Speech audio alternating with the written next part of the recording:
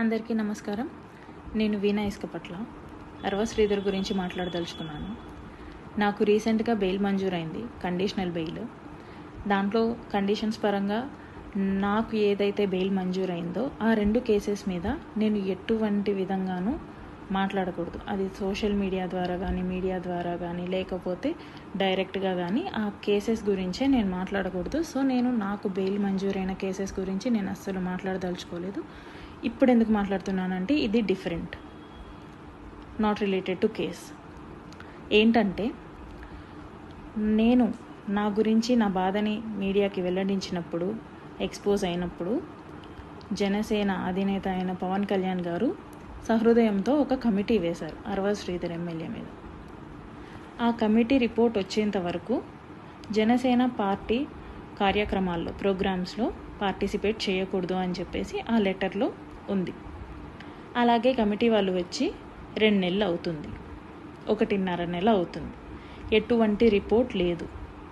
Report వచ్చేంత వరకు Janasena party ప్రోగ్రామ్స్కి Sridhar involve అవ్వకూడదు, అటెండ్ అవ్వకూడదు అనేది ఆ పార్టీ అధినేత నిర్ణయించిన విషయం అందరికీ తెలిసింది. కాకపోతే ఈరోజు 20వ తారీఖు మార్చిన జనసేన ఎమ్మెల్యే అరవ శ్రీధర్ పార్టీ కండువాని ధరించి ప్రోగ్రామ్కి అటెండ్ అవ్వడం జరిగింది. ఆ ఫొటోస్ని బహిరంగంగా సోషల్ మీడియాలో అందరూ అప్లోడ్ చేయడం జరిగింది. అందరూ అనగా అరవ శ్రీధర్, ముక్క రూపానంద్ రెడ్డి, ముక్క వరలక్ష్మి, వీళ్ళందరూ అప్లోడ్ చేయడం జరిగింది. ఎలా అప్లోడ్ చేశారో అనేసి నేను క్వశ్చన్ చేస్తున్నాను. ఈ క్వశ్చన్ జనసేన అధినేత పవన్ కళ్యాణ్ గారిని నేను క్వశ్చన్ చేస్తున్నాను. సార్, మీరు ఇంటర్నల్గా ఏమైనా రిపోర్ట్ ఇచ్చారా?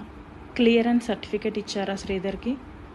అంత బహిరంగంగా జనసేన కండువా వేసుకున్నాడు అంటే ఎమ్మెల్యే అరవ శ్రీధర్కి మీరు క్లియరెన్స్ ఇచ్చారా? రిపోర్ట్ ఇచ్చారా ఇంటర్నల్గా?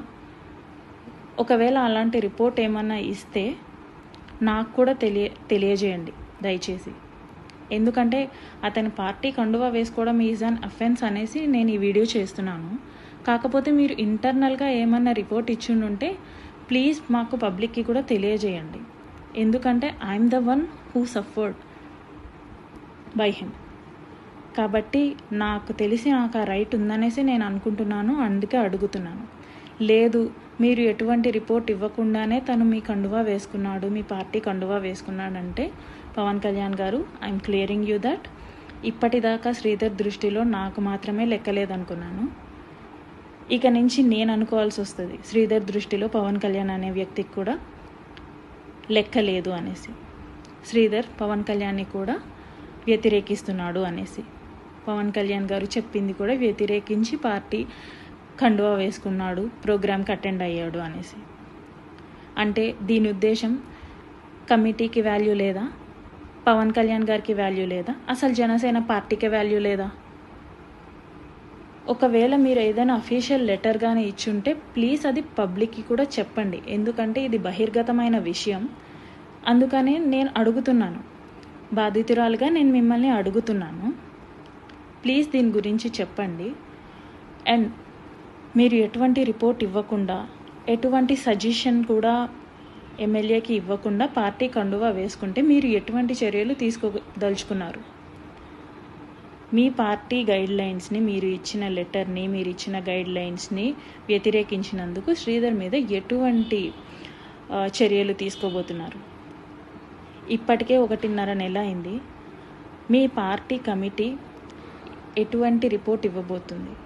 అది ఎటువంటి రిపోర్ట్ అయినా పర్వాలేదండి. ఎప్పుడు రిపోర్ట్ ఇవ్వబోతుంది? ఎటువంటి రిపోర్ట్ ఇవ్వబోతుంది? నాకు ఏ విధంగా న్యాయం చేయగలుగుతున్నారు అనేసి నేను మిమ్మల్ని క్వశ్చన్ చేస్తున్నాను పవన్ కళ్యాణ్ గారు. ఇదేంటంటే నాకు చాలా షాకింగ్గా ఉంది. మీ పార్టీ గైడ్లైన్స్ ఇచ్చిన తర్వాత కూడా మీ ఎమ్మెల్యే మిమ్మల్ని లెక్క చేయకుండా పార్టీ కండువా ధరించటం గురించి మీకే వదిలేస్తున్నాను. మీరే ఆలోచించుకొని నాకు తగిన న్యాయం చేయమని చెప్పేసి ఈ రోజున ఈ వీడియో చేస్తున్నాను. థ్యాంక్ యూ సో మచ్ అండి.